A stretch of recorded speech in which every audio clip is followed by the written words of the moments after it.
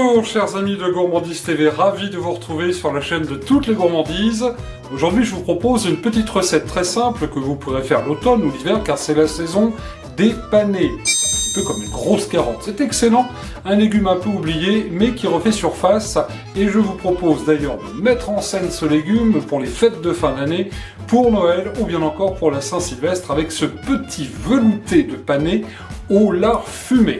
Tout de suite, je vous propose de regarder avec moi et de découvrir les ingrédients.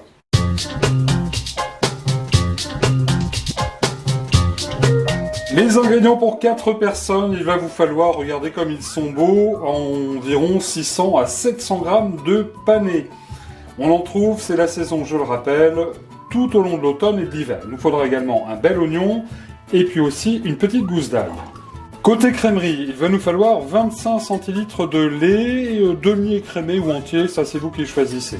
Il nous faudra également une très belle noix de beurre, environ 40 grammes. Il nous faudra 15 centilitres de crème fraîche liquide. J'en profite pour vous dire, c'est pas dans la crèmerie, mais quand même qu'il faudra du poivre, pas de sel, car les lardons que voici, que voilà, sont déjà salés. Vous remarquerez que j'ai acheté chez mon boucher des petites tranches de lard que j'ai taillées ensuite en fines allumettes. Je l'ai décoiné, j'ai gardé la couenne car on va s'en servir bien sûr tout à l'heure. Notez qu'il nous faudra également une petite feuille de laurier et puis un petit peu de thym frais. Enfin pour terminer, une très belle pomme de terre, que voici, elle est bien grosse celle-ci, alors vous en mettrez 2-3 selon la grosseur. Puisque cette recette est donc faite pour 3-4 personnes, il faut quand même de quoi manger.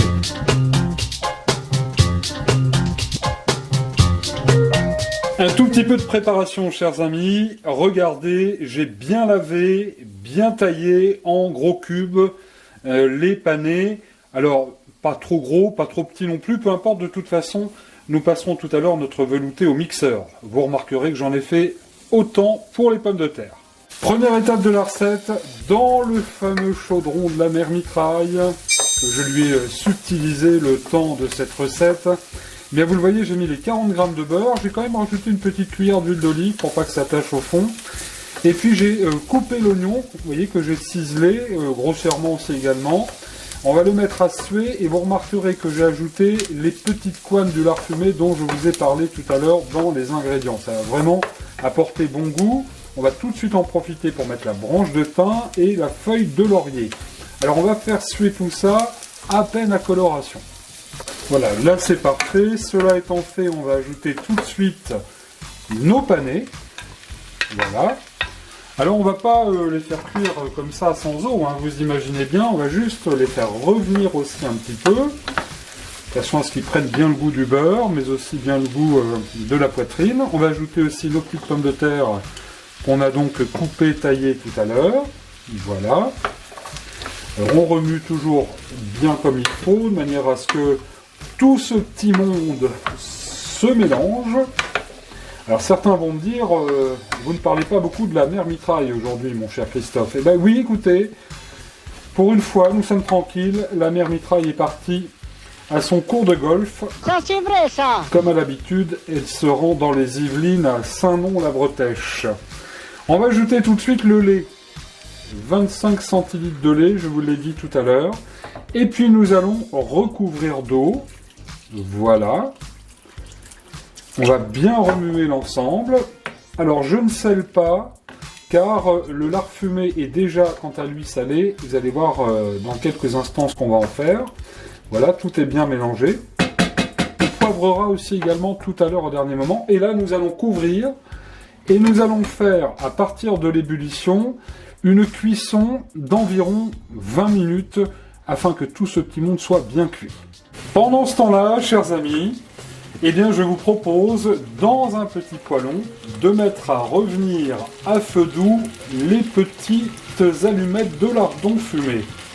Voilà, histoire de 4-5 minutes. Alors, vous ferez ça 5 minutes avant la fin de la cuisson des légumes, par exemple.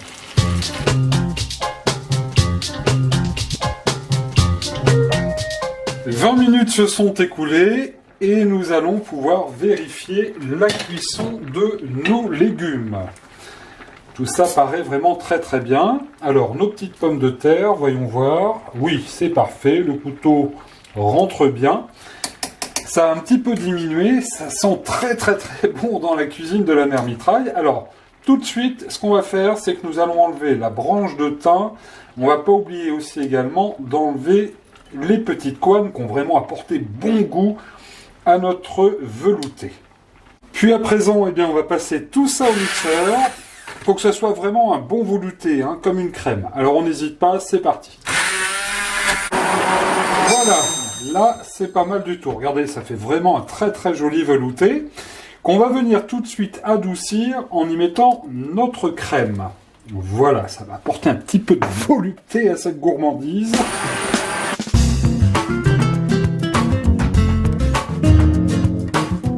Nous allons enfin pouvoir passer à table. Vient à présent donc le moment de servir notre velouté de panais. C'est bien onctueux, ça a l'air tout à fait délicieux. Alors vous allez me dire, dans tout ça, les petits lardons. Voilà, donc là, ça me paraît pas mal là pour une personne. On va s'arrêter là, si vous voulez bien, à moins que vous soyez un ogre. Et bien ces petits lardons, regardez, on va tout de suite les répartir comme dessus, comme ceci, sur le dessus du velouté. Vous voyez, alors ils sont un petit peu croustillants. Ça va apporter le petit côté salé, évidemment, à notre soupe. Écoutez, j'en salive d'avance. On va mettre tout de suite un petit tour de poivre du moulin. Voilà, ça va apporter bon goût aussi également, le petit côté peps à notre recette. Alors si vous avez du poivre baie rose, c'est très bien, 5 baies roses. Et puis de ci, de là, regardez nos petits croûtons. Alors servir bien chaud, et vous allez m'en dire des nouvelles. Cerise sur le gâteau, on va mettre une petite feuille quand même de coriandre pour apporter un petit peu de verdure. De verdure. C'est pas beau ça? Écoutez, je suis vraiment surpris par le goût de cette soupe. C'est absolument excellent. D'ailleurs, je vous conseille vraiment de la faire pour séduire vos invités lors de la soirée de la Saint-Sylvestre ou bien encore pour le réveillon de Noël. C'est absolument excellent. C'est d'ailleurs... Oui? Ah. Oui, allô? Ah, bonjour Mère Mitraille. Comment allez-vous? Mal? Ah bon, pourquoi? Mais écoutez, non, mais bien sûr que non. Non, ça n'est pas votre recette, Mère Mitraille. Pour une fois, c'est une recette que j'ai moi-même créée.